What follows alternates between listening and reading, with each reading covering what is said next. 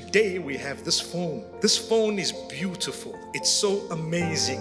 I don't mean a Samsung per se, but you can say it as well, right? But this phone is so beautiful and so amazing. It's connected us to the world. It's helped us achieve a lot of guidance, goodness. It's given us opportunities to be charitable. It's taught us so much. I promise you, if you know how to use it and if you are disciplined in the way you use it, it will change your life for the better. People have earned a livelihood through it. It's not a bad thing on its own.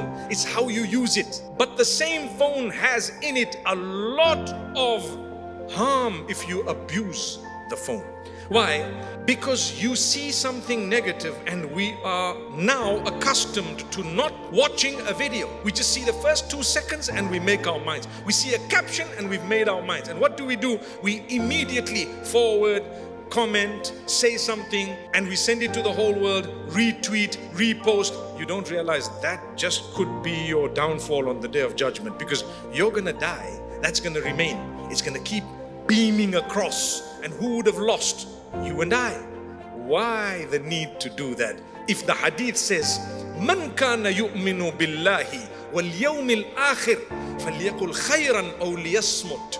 Beautiful narration. Whoever believes in Allah and the last day, truly, they should utter that which is good or remain silent. Why? To protect your deeds. Remain silent. What are you going to say? It's okay. I'm not going to talk.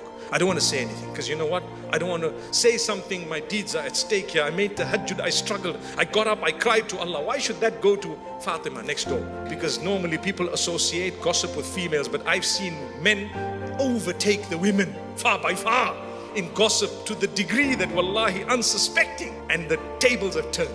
Watch the comments in the comment section and you'll be shocked to see all the Abduls there, man.